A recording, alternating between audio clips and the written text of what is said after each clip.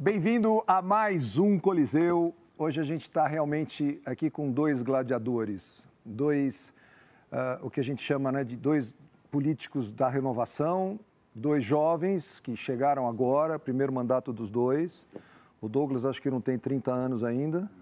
26. E o Gil 34. Acabou de passar. São duas pessoas que, se a gente pudesse ter mais dessas pessoas assim aqui, principalmente no nosso Congresso, na nossa Câmara, as coisas iriam andar de uma maneira infinitamente melhor e mais rápida. A Flávia Ferronato, que faz parte do conselho do programa, está aqui com a gente hoje, vai fazer uma coisa, vai fazer o meu meio de campo aqui, a parte feminina da coisa. O Douglas Garcia, Gil Diniz, são dois deputados estaduais. Como falei, na primeira eleição, eu imagino que vocês, quando a gente escuta muito, né, na televisão, ou quando a gente escuta muito, pô, está precisando de gente nova, está precisando de gente nova, está precisando de gente nova. A primeira coisa que eu gostaria de sentir ou de ouvir de vocês era, ok, gente nova, vamos lá, fui eleito, cheguei, entrei aquilo literalmente deve ser um coliseu, né? Aquilo deve ser... Apesar que a palavra coliseu, você sabe que não é uma coisa só de briga. A palavra coliseu, só explicando, tem a ver com um lugar onde as pessoas se reuniam para discutir ideias, para entretenimento. O Coliseu Romano ficou muito famoso porque tinham as brigas e Roma, na época, era a maior cidade. Então, aquilo ficou mais famoso. Então, as pessoas confundem Coliseu com lugar onde só tinha briga. Mas não importa. Na realidade, eu imagino que vocês, no dia a dia, tenham... Hoje, até que vocês estão muito mais... Né, porque acho que demora, o quê? 6 meses para entender como funciona a coisa ou não? Mais votado tem precedência na resposta. Fabrício, obrigado pela oportunidade. Não, obrigado a vocês. Eu estou tentando... incrível estar aqui, obrigado pelo convite. Estou tentando mostrar para as pessoas só quem vale a pena. Só vem nesse programa quem vale a pena. É sério, moçada. Só vem nesse programa quem trata o Brasil da maneira como merece, com o respeito que merece. Isso é a coisa mais importante que eu quero que vocês entendam. Tá bom? Gil e Douglas fazem parte desse seleto grupo de pessoas. Gil. Honra estar aqui com a Flávia também. Douglas Garcia, amigo de longa data. Hoje nós estamos na Assembleia Legislativa, mas nos conhecemos lá atrás. E realmente é um coliseu ali, muitas vezes é um ringue. Às vezes a gente muda um voto ali, até na base da força, né? Às vezes esgota-se o argumento. Porque o que a gente tem? A gente tem a palavra. A gente tem os nossos posicionamentos. Só que nós aprendemos ali, e não foi em 6 meses não, foi nas primeiras semanas. Muitas vezes você tem o melhor argumento, mas o governo tem cargo, o governo tem gratificações, o governo tem secretarias, e eles não têm o mínimo pudor de distribuir isso para os seus aliados. E quando nós chegamos em votações sensíveis, como essa última que nós tivemos do 529, onde o governo, entre outras coisas, ganhou um cheque em branco para aumentar impostos e está aumentando impostos, a maioria dos parlamentares vão lá e votam com o governo contra a população. Então, nós nos mantemos fiéis ao que nos levou até a Assembleia Legislativa, mas muitos que, teoricamente, renovariam ali os quadros, se deixaram se encantar pelo o conto, né, do Palácio dos Bandeirantes. E isso é muito triste. Mas o Douglas e eu continuamos lá, firmes aí na defesa desses valores aí que nos levaram até lá. Porque a gente foi eleito com um espírito de ativista mesmo, né? Conservador, o Gil, sempre foi bastante das ruas, eu também. E quando a gente chegou na Assembleia de São Paulo, a gente acreditou que trazer todo esse vigor das ruas fosse de fato fazer a diferença, mas uma ou duas pessoas, elas podem até barrar, podem até obstruir, podem até dar dor de cabeça para o governo do estado, mas não há essa realidade. Enquanto você não tem a maioria da casa, né? Enquanto você não tem pelo menos ali 48 votos para barrar as decisões do governador, para você bater de frente com as decisões do governador, você acaba dando com a cara na parede. Foi um verdadeiro balde de água fria, né? Depois que eu entrei na Assembleia de São Paulo, nos primeiros dias do meu mandato, porque eu acreditava que, de fato, fosse ser uma coisa diferente, uma reviravolta. Mas lá eu pude contar com o Gil e poucos outros nomes para a gente poder, de fato, trabalhar na política estadual paulista e representando principalmente os conservadores em pouquíssimo tempo. Bem menos do que 6 meses, a gente aprendeu como funciona a Assembleia Legislativa, e a gente aprendeu como o governador do estado de São Paulo, ele tem o poder nas mãos. E quando eu digo poder nas mãos, eu não digo apenas o poder executivo. É, infelizmente, parte do poder legislativo e parte do poder judiciário também, e outras instituições que trabalham nesse ramo. Bom, não é uma surpresa, né? Isso literalmente é o que todo mundo já sabe. Quem não sabe é porque é mal informado. Mas, Flávia... Na verdade, eu queria conhecer um pouco da história de vocês. De onde vocês vieram, vocês são novos, vocês acho que não planejaram virar deputado, vocês não fizeram, não se prepararam para isso, foi realmente ocupar o lugar, né, que vem muito do ativismo, a gente aprender a ocupar os lugares para poder fazer a diferença, não só nas ruas e no ativismo.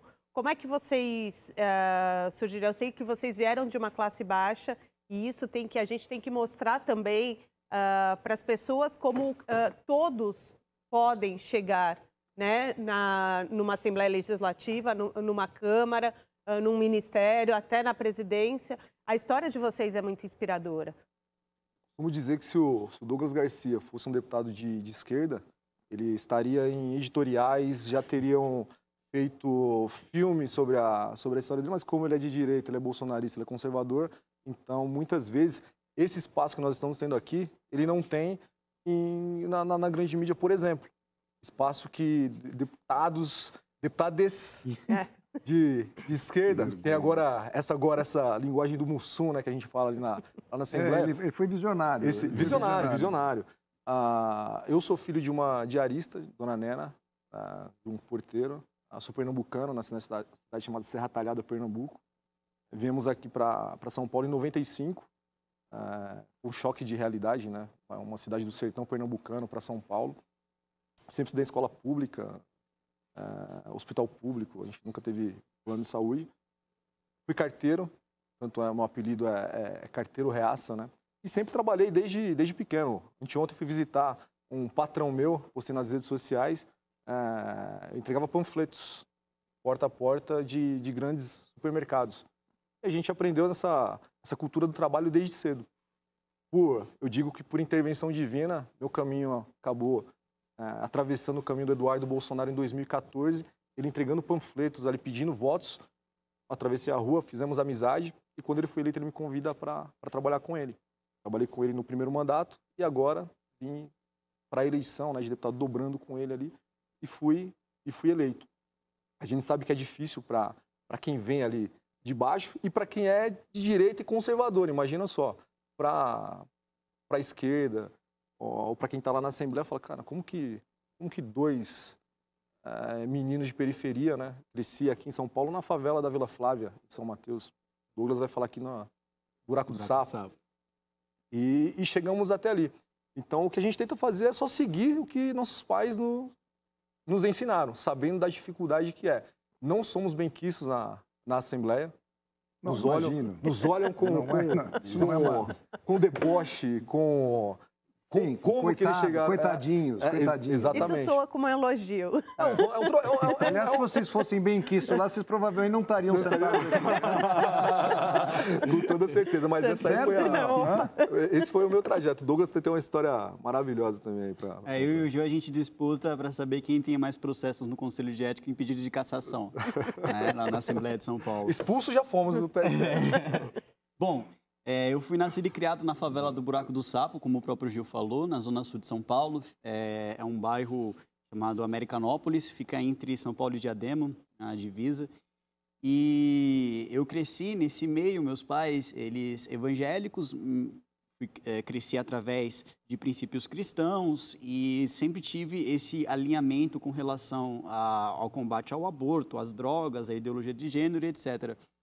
E em 2013, quando eclodiram as manifestações, eu quis participar e você teve essa divisão, né, entre esquerda e direita, aqueles que levantaram a bandeira do Brasil, era verde e amarelo, começaram a se identificar. Depois disso, você veio o sentimento de antipetismo, do antipetismo você veio o anticomunismo, do anticomunismo, finalmente o bolsonarismo, né? Jair Bolsonaro, ele se levantou como uma figura fortíssima entre os conservadores e eu me agarrei ao presidente da República naquele momento, porque eu ouvi que não existia no nosso Brasil, pelo menos nas últimas legislaturas, alguém que representasse tão bem os conservadores como ele.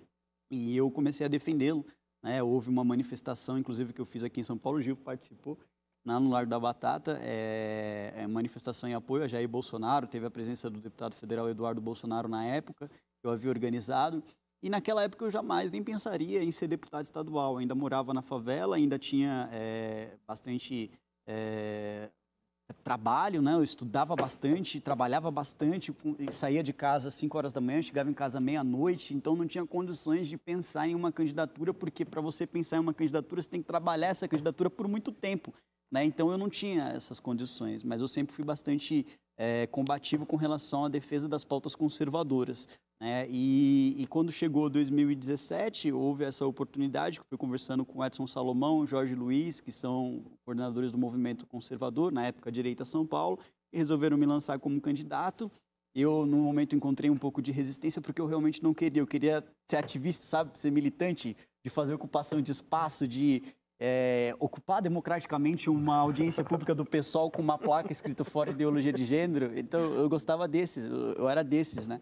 Você era do embate. Isso, e eu sabia que a questão política ia retirar um pouco essa minha liberdade, porque eu teria que me comportar como um parlamentar e não como um militante, né? Eu queria tentar encaixar isso dentro de um perfil na Assembleia Legislativa, sem perder a minha essência, né? E em 2018 a minha campanha foi extremamente barata, eu não estava trabalhando na época, só estava fazendo campanha, eu vivia de favor, né, na casa de um amigo, de uma pensão que um amigo meu pagava para mim, eu não tinha condições de absolutamente nada. Meus amigos, às vezes, olhavam para mim, pô, cara, você está comendo, você está tão magro.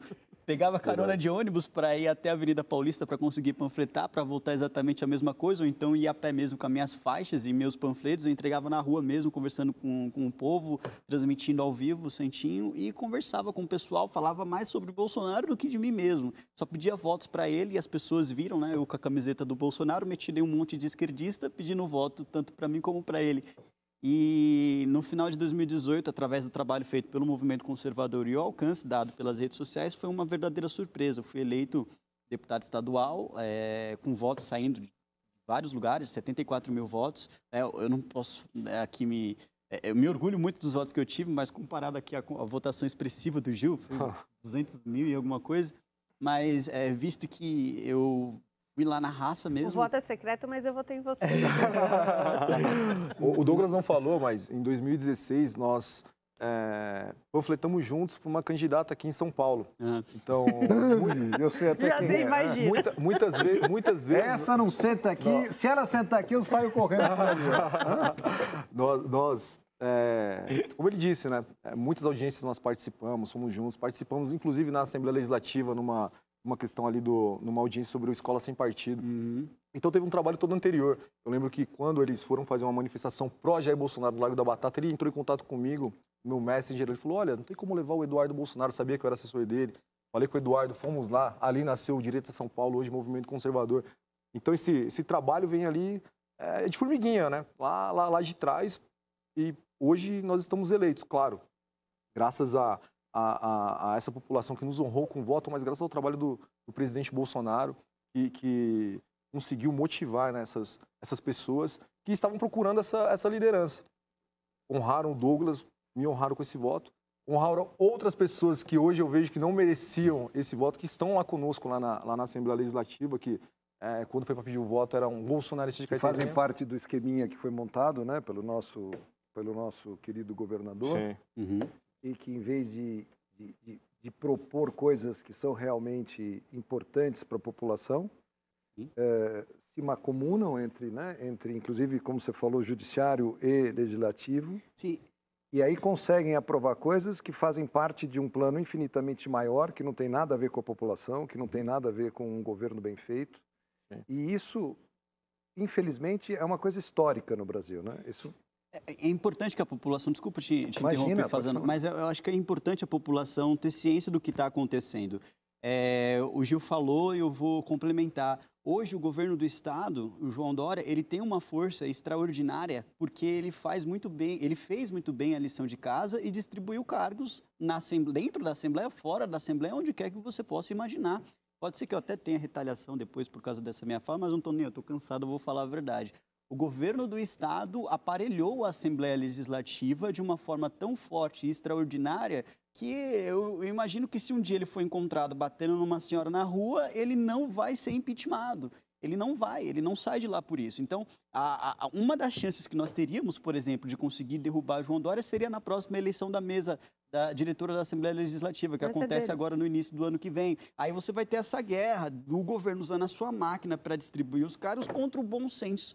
Né? Então, é muito importante que a população saiba que hoje o Wilson Witzel está em processo de impeachment lá no Rio de Janeiro, porque diferente do João Dória, não dizendo aqui que o Witzel ele tem algum tipo de virtude, não, muito pelo contrário, não é? Mas João Dória, ele, pelo fato de ser do PSDB, um partido que é histórico no estado de São Paulo, há 30 anos, conhecido, né? Domina tudo isso aqui. Quer dizer, o aparelhamento já vem de tempos. Conhecido por estar envolvido em diversos escândalos de corrupção, eu tenho a mais absoluta certeza de que ele tem, sim, uma parte do Poder Judiciário, que eu não digo o Poder Judiciário inteiro, mas ele tem uma parte do Poder Judiciário que ainda respira no estado de São Paulo, e ele tem um aparelhamento gigantesco na Assembleia Legislativa, de certa forma que se o Gil ou eu, ou se a gente não tivesse um ou outro ou poucos deputados ali, nós seríamos caçados no dia seguinte. Eles colocam mesmo, fazem pressão, ameaçam. Perseguição, né? É uma perseguição danada, entende? E às vezes não é nem por questão de caçar mandato. Olha só, aquela sua emenda parlamentar que você indicou para a cidade X ou Y vai chegar depois de 1000 anos, entende? Ou talvez nem chegue.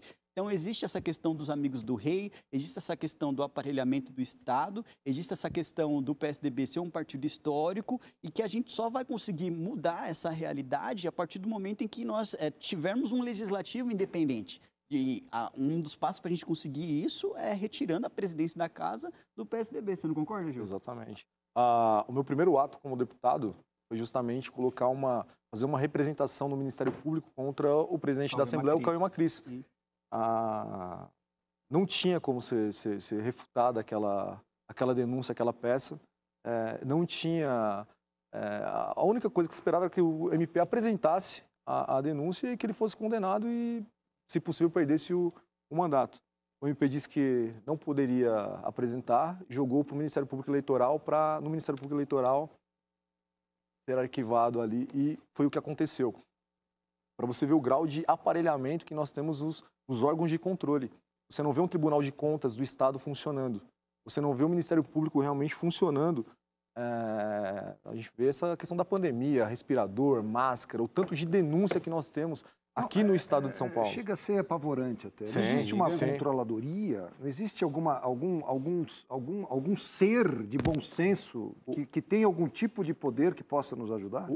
O problema que nós temos em São Paulo é justamente isso. Eu costumo brincar, eu apelidei São Paulo de Tucanistão, né? É um estado aparelhado, tomado pelos tucanos. 30 anos aqui, eles fizeram um mal. O Partido dos Trabalhadores, o que eles fizeram em Brasília, no governo federal, eles aprenderam com os tucanos aqui. Essa união PT, PSDB, ela é histórica aqui, você pode ver na mesa diretora da Assembleia Legislativa. Eles não têm pudor nenhum de se darem as mãos, se abraçarem e dividir ali o poder. Então, quando eu e o Douglas Garcia colocamos o impeachment no governador, o que acontece? O PT se cala, o PSOL se cala, e o PSDB se blinda. Os revolucionários, não, né? Eles estão... Os partidos que são a favor do povo e da pobreza. Sim, os companheiros estão votando no PSOL achando que está indo contra o PSDB, né? Não, eles estão se você pegar a prefeitura, hoje, a Prefeitura de São Paulo, a gente está discutindo, né, aqui quem vai ser o próximo prefeito e tudo mais. O PSOL está dentro da prefeitura, o Ale Youssef, secretário de Cultura, e várias outras secretarias. O pai do Guilherme Boulos trabalha com o João Dória. Hoje saiu um decreto, o governador está homenageando com a Ordem do Ipiranga. Sabe aquela medalhinha que o Moro recebeu lá no Palácio dos Bandeirantes? O Eliseu, o doutor Eliseu, PCdoB, que hoje está na ouvidoria das polícias, ele vai receber essa condecoração. É isso, é tudo deles. O Estado é deles e dos seus companheiros. Dividiram o poder, obviamente. Nós vamos ficar de fora. Enquanto isso, o que eles fazem conosco? Nos representam, pedem o nosso mandato, pedem a cassação do mandato, nos representam no MP. Então, nós temos que gastar nossa energia nos defendendo. Para quê? Para garantir esse mandato. Esses mandatos, sim, são populares. De pessoas que acreditaram ali no que nós falávamos, pessoas que acompanham o nosso trabalho. O deles não. São mandatos de conchavo. Mandatos de... Vocês já imaginaram quanto a vida desses dois seria mais fácil se eles fizessem parte desses conchavos, eles seriam mais ricos, eles seriam mais poderosos, eles teriam muito mais influência, eles teriam tudo o que você pode imaginar que eles não têm hoje. A gente vai para um comercial e já volta. Não sai daí.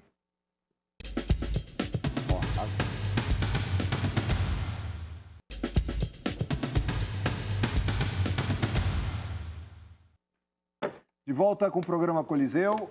Como se vocês estão assistindo, vocês estão vendo que a situação, que o buraco é infinitamente mais embaixo do que parece ser. Eu fico até constrangido, porque quando você fala em possíveis melhoras no futuro, né? Você entra agora em supostas, né, fraudes ou supostas irregularidades no sistema de eleição. Por quê? Porque não são auditáveis. Na minha opinião, qualquer democracia tem que ter votos, né, auditáveis. Então, se eu tenho alguma dúvida, eu vou lá, peço uma recontagem dos votos. Agora, eu não sou obrigado, pode ser quem for, eu não sou obrigado a acreditar na palavra de um ser humano qualquer que chega para mim e fala, aquilo é infalível. Não é possível. Não é possível. Primeiro, que está acontecendo. E segundo, que deixamos acontecer. E terceiro, que agora vamos ter que se virar nos 30 para tentar fazer com que isso não aconteça mais. Porque senão eu vou te dizer, eu falei isso nos bastidores aqui para ele, vocês nunca mais vão ser eleitos, cara. Ninguém nunca mais vai ser eleito. Só vai ser eleito quem o sistema quiser. Então, se vocês, depende, se vocês mudarem de casaco, se vocês fizerem parte de um conchavo, se vocês fizerem parte desse outro lado, pô, quem sabe vocês são eleitos senadores. Uhum. Mas depende, não depende do teu trabalho. Depende de com quem você se... Não depende do voto. O mais importante é isso, não depende do voto. Mas é exatamente o que eu estou falando. Não depende do teu trabalho, porque o voto vem em relação ao teu trabalho. Sim. Você pode fazer o trabalho que for. Primeiro que teu trabalho vai ser menosprezado, teu trabalho não vai aparecer, porque o que você falou, vocês não têm espaço. Por mais que vocês tentem, por mais que vocês façam, é tudo brecado, é tudo macumunado, e aí vem um problema muito sério, que é quando as pessoas estão assistindo isso e ficam ouvindo, não, precisa de renovação na política, precisa de renovação na política. Esse negócio aqui, desculpa, mas isso aqui enche os picuinhas. Renovação na política, e as pessoas que estão assistindo ficam assim, poxa, mas o que adianta eu me expor, eu dar a cara para bater, eu me arriscar, entre aspas, porque eu imagino, inclusive, que vocês estão lidando com pessoas ali que não né? Muitas delas... Gangsters. Exatamente. Muitas delas são pessoas perigosas, inclusive, que têm aí um passado que sabe lá Deus o que fez ou que para fazer é 2 minutos. Porque quando você fala de poder e de dinheiro, você fala de coisas que são infinitamente perigosas. Então eu fico até, de uma certa forma, uma pessoa jovem, você é uma pessoa jovem, preocupa, porque pode ser que daqui a 2, 3 anos mas muita gente esteja falando que foram 2 idiotas que foram eleitos por causa de um presidente, que também vão estar chamando, né, de idiota, porque naquele momento, então, ele já não vai mais ser reeleito, porque é assim que funciona o sistema e acabou. Então, aí, você nos bastidores me falando, a gente tem que ter um Senado, né? Como é que faz para ter um Senado assim? Se o sistema não é teoricamente factível de você ter 100% de auditoria nele, porque qualquer coisa para ser 100% confiável tem que ter tem que ser 100% auditável. Ou eu estou enganado? O que precisa para mudar essa realidade? Bom, só para as pessoas entenderem que estão nos assistindo, eu estava conversando com o Fasano nos bastidores, ele perguntou a respeito dessa questão da fraude eleitoral, quem daria a última palavra, o que a gente podia fazer para mudar essa realidade. Quem dá a última palavra no Brasil é sempre o Supremo Tribunal Federal. Mas o Supremo ele pode ter um freio através do Senado da República. A composição atual do Senado não nos permite ter esperança nenhuma de que nenhum dos ministros do Supremo terão qualquer tipo de freio, qualquer tipo de regramento. E quando eu digo freio aqui, agora eu tenho que tomar cuidado com qualquer palavra, porque o freio aqui eles podem ser considerados algo antidemocrático. Não é o fechamento do Supremo, mas pelo menos que eles entendam que eles não têm um poder absoluto. Né? Nenhum dos poderes eles são 100% absolutos, né? Tem sempre um poder ali regrando o outro. E hoje o Legislativo está inativo com relação a isso porque nós não temos um Senado composto por pessoas que fazem esse tipo de fiscalização, que vão para cima, que pedem impeachment de ministros, que agem com irregularidade, como alguns inquéritos escandalosos, como o inquérito do fim do mundo. Aquilo ali não deveria acontecer de jeito nenhum se nós tivéssemos um Senado que realmente trabalhasse. Então, eu não vejo outra forma da gente conseguir mudar essa realidade que não seja ocupando espaços, colocando conservadores para assumir espaços de poder no meio das instituições jurídicas. Porque todos aqueles que hoje estão no Supremo Tribunal Federal foram, sim, nomeados através, seja pela Ordem dos Advogados do Brasil, já exerceram cargos na OAB, já exerceram cargos de ministros do STJ, já exerceram cargos de promotores de justiça, de procuradores. Então, a importância dos conservadores hoje ocuparem espaço dentro das instituições jurídicas, se a gente quiser mudar alguma coisa a curto e médio prazo, é assim, não tem outra. Aliás, a longo prazo, né? Eu estou sendo curto real. E médio é quase impossível. Eu estou sendo real. Eu estou jogando a realidade para a população. A única opção que nós temos a curto prazo é se um dia acontecesse uma revolução conservadora no Brasil. As pessoas se irritassem a um nível, a um ponto de você democraticamente, é claro que eu estou falando aqui de forma democrática, vocês viram aí que agora o Barroso ele colocou a Polícia Federal para investigar qualquer um que colocar, sem dúvida, a questão das eleições, né? Então, se você suspeita que houve fraude, você vai ter a Polícia Federal batendo na porta da sua casa. Então, democraticamente aqui falando... Não tem mais nem opinião. Você não pode ter mais nem opinião. As pessoas podem se revoltar a um nível da gente poder mudar as coisas no Brasil de forma um pouco mais célere. Mas, seguindo um rito comum, processual, ordinário, isso só através de ocupação de espaço que levaria anos para acontecer e eu não vejo outra forma de ocorrer que não seja assim. Acho que o nosso trabalho ele é a médio e longo prazo, né? Nós tivemos um resultado extraordinário na eleição de 2018. Eu acredito que nós tivemos, muito embora eu creia firmemente que houve fraude sim na apuração de 2020, pelo menos nesse primeiro turno, porque realmente, como você falou, Fabrício, não é auditável. Então, o que você não pode conferir, o que você não pode recontar, quando você vê um sistema travado ali, 8h30 da noite, 9h30 da noite, e o ministro dizendo, calma, fiquem tranquilos, porque nós não estamos passando o resultado da apuração, mas estamos apurando.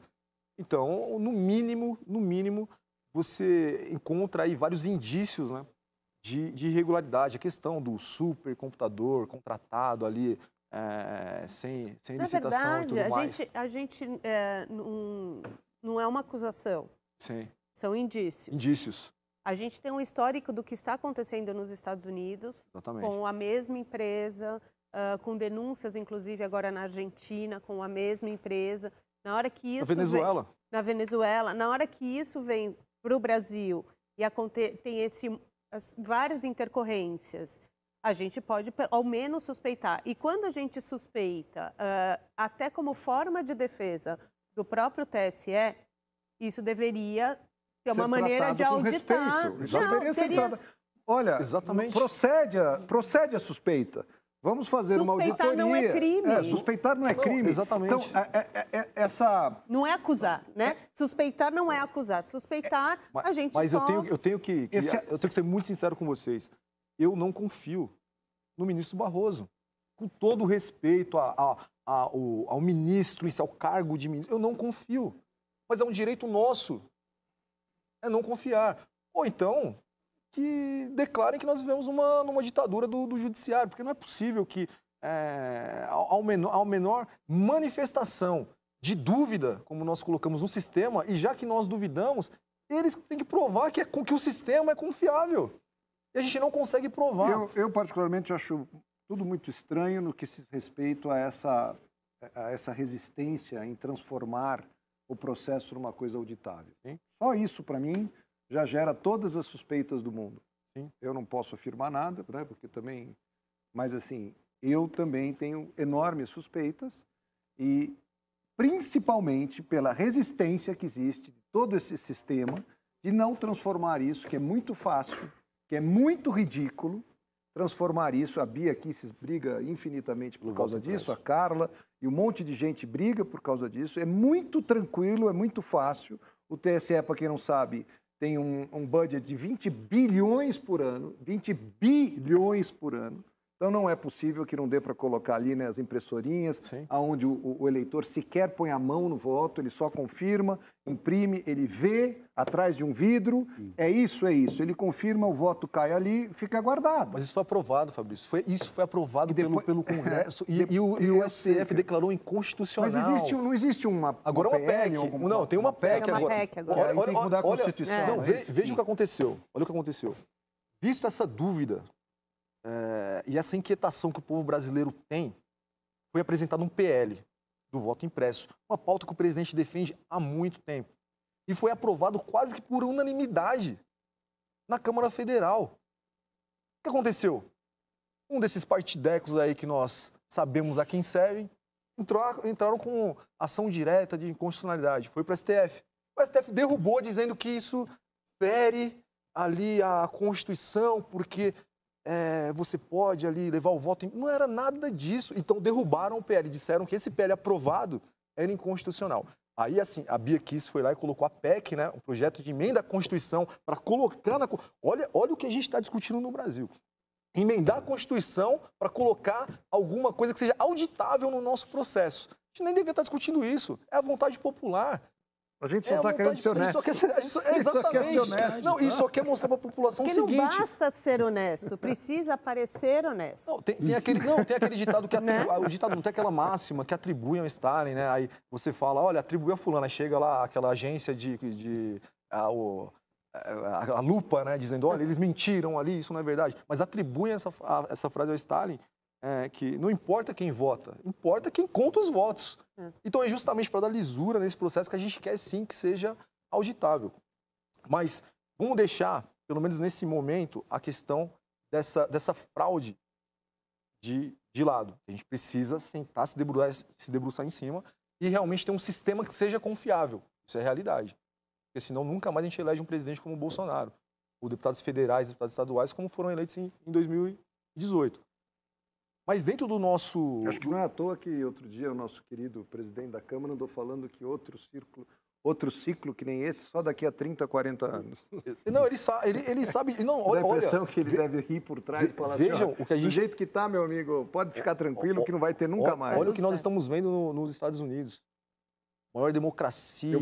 Eu boto uma fé enorme que os Estados Unidos vai reverter isso. Eu boto uma fé enorme. O Partido Republicano fortíssimo. Ela também quer, mas eu fiz uma aposta com ela. Não, nós acreditamos que vai ter essa reversão ali. A gente está vendo as centenas, as milhares de denúncias. Só que lá eles têm um partido forte, eles têm um presidente forte, eles têm um sistema, você tem uma Suprema Corte que você pode confiar.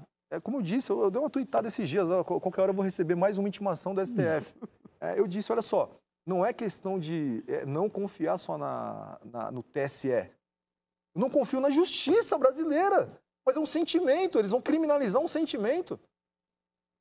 Você é obrigado a confiar agora. Não é nem acatar, não é que você está desacatando, você só não confia. Exatamente, aí ele viu, não, olha só, é o iluminista Barroso, né? O iluminista, e vejam só, nós vamos ter no próximo ciclo eleitoral, o presidente do TSE vai ser o carequinha lá, o Alexandre. Quem colocou esse processo do fim do mundo. Não, então, e ele vai só. até agosto de 2022, e aí quem assume no momento das eleições é o Fachin. Aí a gente vai lá e fala, eu não confio. O que acontece? Não sei, foi o Fachin. Olha o que acontece. A gente fica com medo de tomar um processo, de ser ali colocado no Conselho de Ética da Assembleia, perigoso perder o nosso mandato. Mas a gente vai continuar falando, porque é o seguinte, nós somos a voz do povo que nos elegeu. Se a gente não puder falar, quem que vai falar, meu Deus do céu? Mas fora essa questão da fraude, que precisa sentar, discutir mais, cobrar os nossos parlamentares e os parlamentares também que não são alinhados conosco, mas que sentem isso também. Não é possível que só nós tenhamos essas dúvidas. Mas a gente precisa sentar o nosso espectro político, esse pessoal mais conservador, mais à direita, a gente precisa discutir o resultado eleitoral como um todo no seguinte sentido. nós precisamos estar mais presentes no dia a dia da população, com associações, com institutos. Precisa ir, agora, a gente panfletando na rua, né? Muitas vezes eu ia na periferia com a minha candidata, Sonaira Fernandes, ela foi eleita vereadora em São Paulo, e muitos ainda não nos conheciam, não tinham ideia do trabalho que é feito na Assembleia Legislativa. Não, e não é só isso, muitos nem sabem que são conservadores. Sim. Na hora que você anda, na hora que você anda principalmente na periferia ou até no Nordeste, né, Fabrício, aqui é um programa nacional, a gente vê que muita gente, eu sou colunista num jornal nas Alagoas, eu até fiz um texto falando, você é conservador e nem sabe disso. Então, na hora que a gente fala, o conservador quer isso, o conservador quer aquilo, a população fala, espera aí, mas eu não sou conservador com quem? E é. Sim. Né? E eles precisam entender que o conservador é exatamente esse valor do brasileiro, do valor do nordestino, que por muito tempo a esquerda tentou desvirtuar. Né? Tentou mudar. Eu não diria que ela tentou, ela conseguiu. Hoje o nome conservador, de uma certa forma, para quem é desinformado, é visto como uma pessoa retrógrada, homofóbico, nazista, exatamente, racista, exatamente, né? O que fizeram como narrativa contra o presidente. Sim. Por quê? Porque então, e aí eles mesmos, a gente de uma certa forma, o nome socialista, comunista, chegou num ponto de desgaste tão grande que eeles trocaram para progressista. Né? Então, de repente, hoje a gente deveria fazer alguma coisa, tipo trocar o nome conservador por alguma outra coisa. Porque... Conservacionista.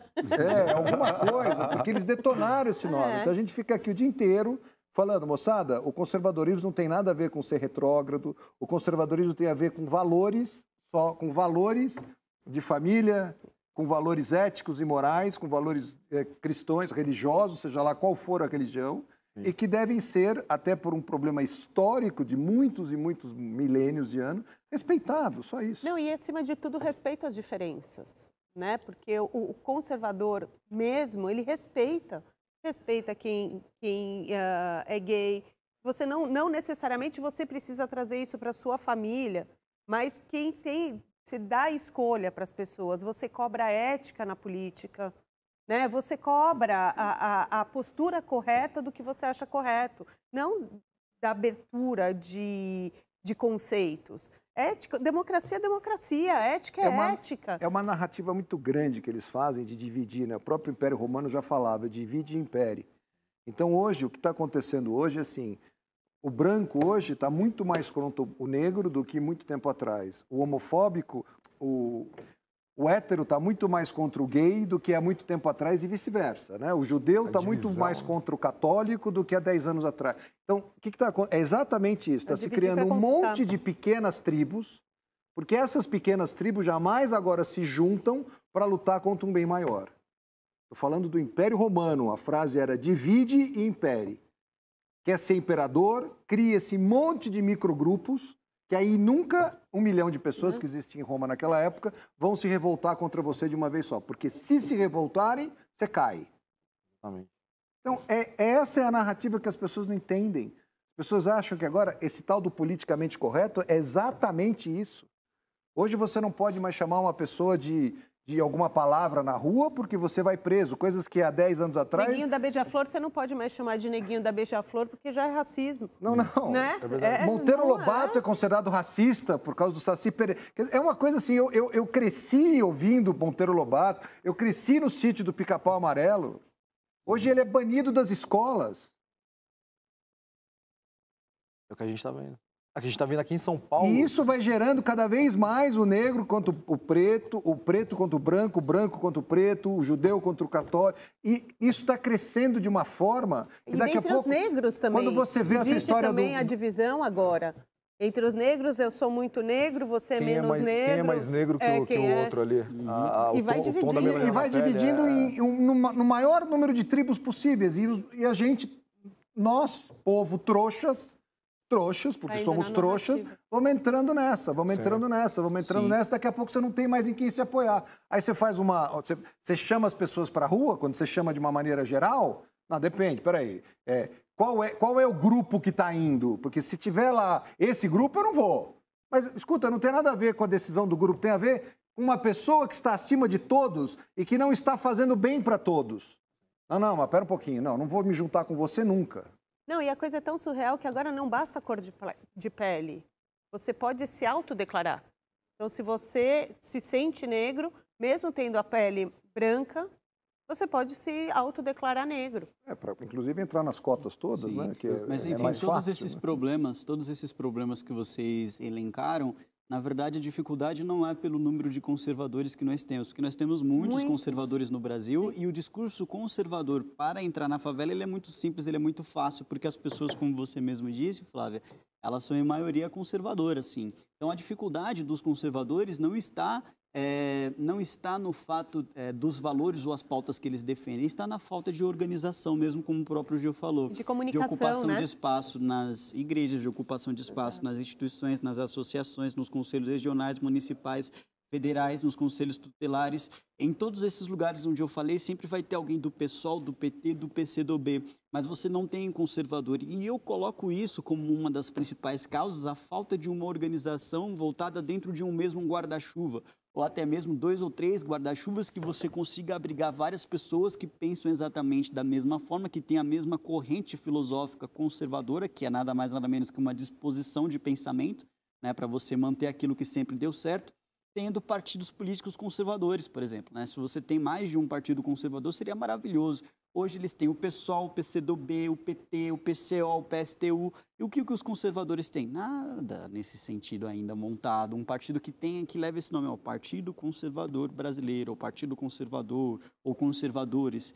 Você ainda não possui no Brasil, ainda não está 100% Você tem um partido que tem vários diretórios de pessoas que se dizem, batem no peito, não, eu defendo essas pautas, eu sou conservador. Então, essa falta de organização dentro de uma mesma instituição faz também carecer de você ter uma sociedade que é, em sua maioria, conservadora, mas que politicamente ainda não floresceu, politicamente ainda não defende esses valores. Nós precisamos de organização no meio conservador em que seja pautado única e exclusivamente na defesa do conservadorismo, defendendo sempre o conservadorismo. E essas mesmas pessoas precisam ocupar espaço em tudo quanto é canto, seja nos meios culturais, seja nos meios jornalísticos, seja nos meios institucionais, jurídicos, judiciário, legislativo, em tudo quanto é canto. Então, essa falta de organização dos conservadores, enquanto ela existir, talvez a gente não tenha tanta força para conseguir atacar. A gente vai falar disso, a gente vai para o comercial e já volta, não sai daí.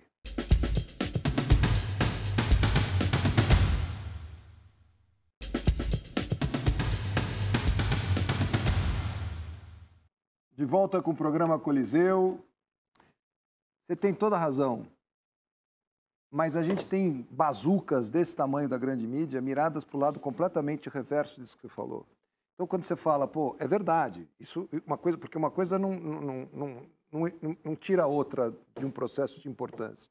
É verdade que a gente tem que assumir aqui, que a gente tem que assumir aqui, que a gente tem que... Mas, por exemplo, hoje nos grandes jornais ou nas grandes mídias, se você for um conservador, jornalista, meu amigo, você morre de fome.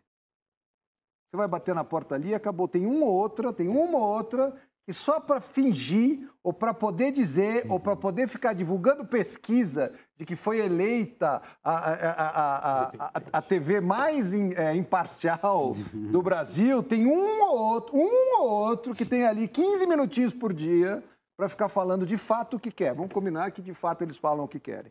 Mas o resto todo, inclusive a cor é vermelha. Então, é uma verdade isso, porque fica muito difícil você lutar contra esse sistema toda hora.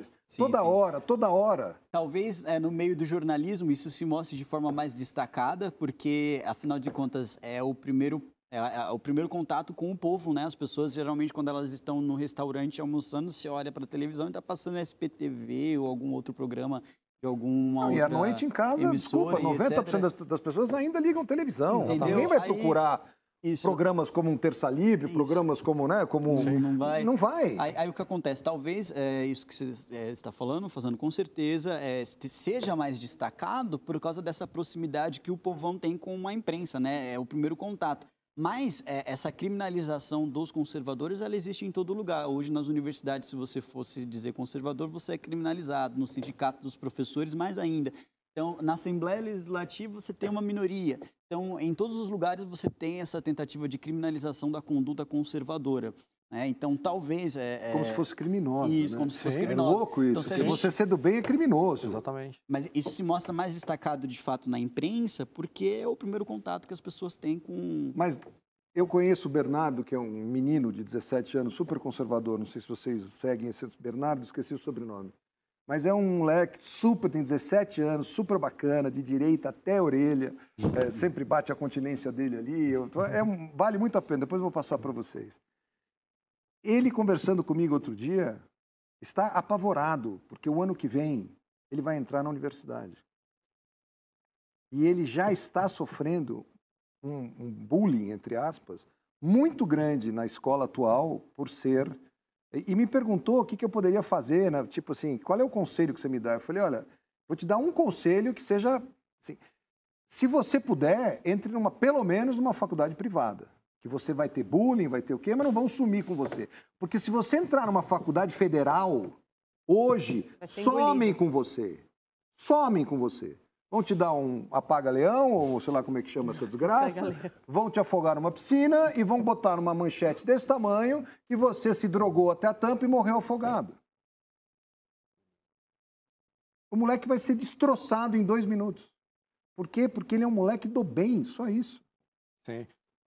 Nós estamos num período que estão tentando tirar a nossa referência cristã do material didático. O que é um conceito aí historiográfico, né, o antes de Cristo, depois de Cristo, estão tentando apagar. Era cristã, antes da era cristã, era comum e depois da era comum. Simplesmente é surreal. Mas dentro disso, são 2 coisas que foi colocado aqui. Realmente a gente não tem essa publicidade do trabalho, então por mais que você faça, você não vai... É um trabalho de formiguinha, porque se você estivesse fazendo o que eles querem, você estaria no SP, você estaria não sei aonde, você estaria aparecendo, dando entrevista naqueles... Sabe como que nós estaríamos passando aí em vários veículos ali no horário nobre? O presidente abrisse o cofre, abrisse a torneira ali para se a Secom distribuísse a verba publicitária para grandes emissoras. Sim, aí o Gil ia passar a ser o melhor deputado do Brasil.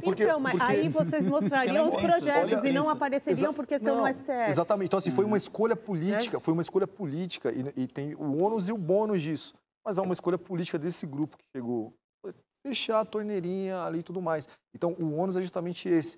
Praticamente nós sermos apagados do que nós... dessa publicidade. Mas o bônus é que isso veio à tona. Sim, mas mesmo com toda a dificuldade, a gente consegue... Você vê aquela jornalista do New York Times agora, que escreveu uma carta enorme do bullying que ela sofria por ser de direita. Assim, isso não é aqui, isso acontece no mundo inteiro. E, de certa maneira, também acontece no mundo inteiro, da mesma maneira que nos Estados Unidos, o Trump fechou a torneira para quem não merece ter dinheiro público, e agora, inclusive, fechou para todos os big techs, Facebook, Instagram, que eu acho fantástico, porque as empresas são bilionárias, o que tem que ter dinheiro público? Fazendo o quê lá? Desculpa.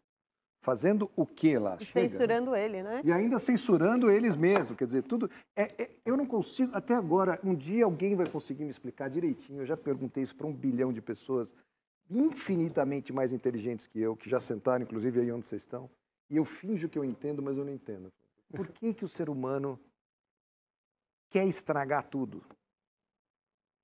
Por que essa força tão negativa para estragar tudo? É a luta do bem contra o mal. É a luta do bem contra o mal. Mas então, por que o mal? Por que ser do mal? Porque ser do mal é muito mais fácil para aqueles que não têm, dá muito menos trabalho. Ser do mal hoje em dia dá muito mais lucro do que aqueles que estão do lado do bem. Né? Mas hoje... é que tem um monte de mal que ganha dinheiro, mas tem um monte de mal que a gente chama de imbecil útil, que não ganha o tostão para ser do mal e é do mal. Ganha mortadela né, para ser do mal e é do mal. Tem essa discussão no livro A República, de Platão, em que ele fala a respeito da justiça. Se aqueles que vivem de acordo com a justiça vivem bem, ou vivem pior do que aqueles que vivem na injustiça, né? Ou seja, aquele que é injusto, se ele vive melhor ou vive pior aquele que é justo. É claro que todos aqueles que estão hoje na política vão dizer que aqueles que vivem justo vale muito mais a pena e etc. Mas a gente vê isso na prática, de fato. Hoje, infelizmente, a maldade que existe na política, não só na política, mas na cultura, em tudo quanto é canto, né, que estão tentando instrumentalizar para utilizar, para eles é muito mais simples, para eles é muito mais fácil, porque eles já possuem esse sistema nas mãos e estão regrando isso há muito tempo. Agora, nós, conservadores, que estamos vindo com uma diferença, mostrando uma pauta diferente, tentando resgatar aquilo que foi perdido, lógico que a gente vai encontrar uma resistência muito grande do sistema em não querer perder o poder, em não abrir mão daquilo que eles, durante muito tempo, investiram para conseguir, entendeu? Então, eu acho que não é uma questão de ser mais simples, ser mal, mas é porque já existe esse aparato para eles, então eles fazem funcionar de forma muito melhor Fabrício, do que nós, que não temos nem sequer experiência. Mas uma guerra por que isso simétrica. foi existindo? Por que isso foi aumentando? É isso que eu pergunto. Por que não foi aumentando fazer o bem, ser legal um com o outro? Porque, de repente, se não existisse essa coisa toda, Porque na há história 50 anos atrás, talvez a gente tivesse hoje de uma maneira muito mais Eles tranquila. despertaram agora, né? O Gil É muito mais difícil você plantar do que de você roubar para O comer. Scruton falava isso, né? Para construir é muito demorado. Eu vou ver uma frase aqui que o Alexandre Loyola postou que eu achei fantástico. Tem essa do Roger Scruton. Não é do Scruton. Que ele fala que assim, para para quem vai destruir é muito mais fácil. Cada época é salva por um pequeno punhado de homens que têm coragem de não serem atuais. Porque para eles nós não somos atuais. Eu acho que até do Chester é dele. Essa frase. Acho essa frase, até separei porque eu vou postar. Mas ó, a guerra que nós vivemos assim, na política, mas você pode levar isso para qualquer âmbito. A guerra na questão da religião, é o que eu digo, é a luta do bem contra o mal, daquilo que a gente consegue ver, daquilo que a gente não consegue não ver. Aí tem aquela questão da crença. Mas o que eu digo, por que é assimétrico? Eu, Douglas Garcia, nós pautamos o nosso mandato dentro da moralidade, dentro da legalidade. Só que, veja, enquanto nós estamos na rede social justificando por que nós emitimos uma nota fiscal, prestamos contas ali para manter o gabinete, que é a questão da verba parlamentar, ou então a gente vai para a discussão do fundo partidário. Olha, por que vocês utilizaram fundo partidário para fazer santinho para distribuir? Enquanto a gente está discutindo aqui, justificando, olha, desculpa, tá, porque o outro lado tem a grande empreiteira que assaltou. Por que não jogar com as mesmas armas? Sim. Não, mas olha só, a questão não é que nem a gente não, pelo menos a curto prazo, a gente não vai ter as mesmas armas. Por quê?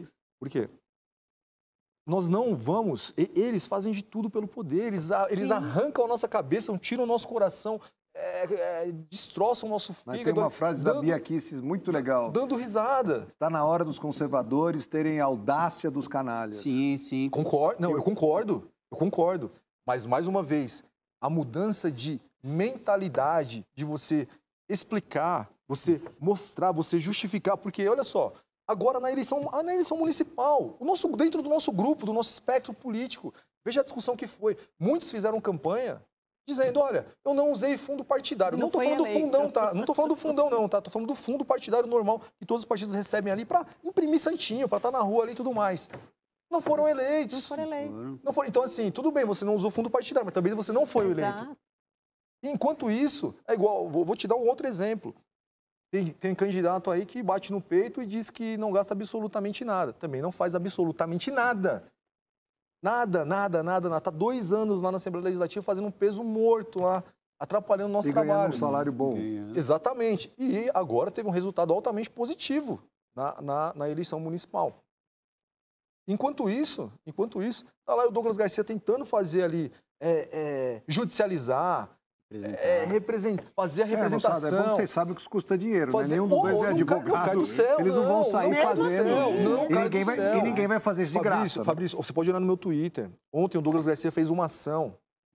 Ele pediu para os R$6.000 para a criancinha, para o Brian. Tem um menino que está com um problema de saúde que precisava de um aparelho de R$6.000. O Douglas puxou ali a ação de caridade, de solidariedade, e nós fomos ali compartilhando. Graças a Deus, em horas, nós conseguimos quase o dobro do valor que o menino conseguia.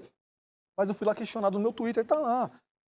olha, deputado, o senhor podia pegar o seu salário, em vez de o senhor pedir aqui pra gente, o senhor podia pegar o seu salário e comprar esse... Não, mas assim, olha a mentalidade que nós temos.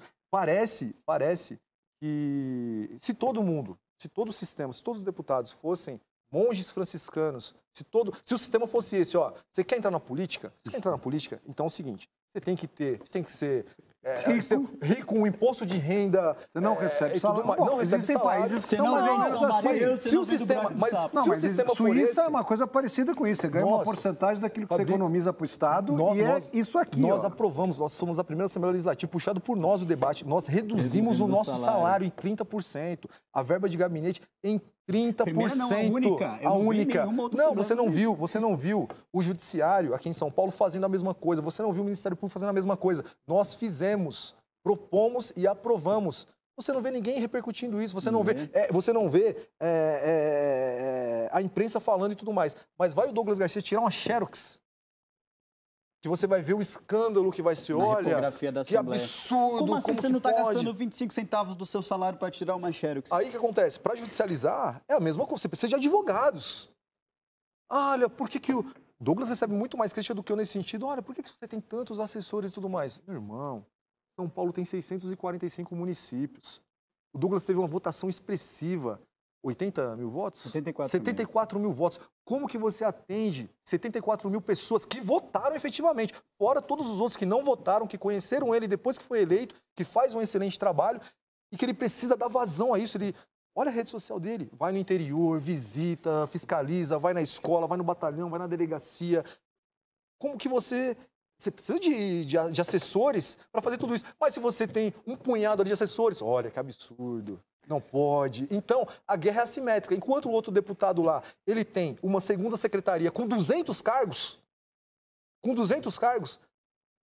a gente está discutindo aqui 10 assessores para atender a população. A gente, infelizmente, chegou no final. Putz, cara, logo agora que eu ia falar coisa mais... Fala.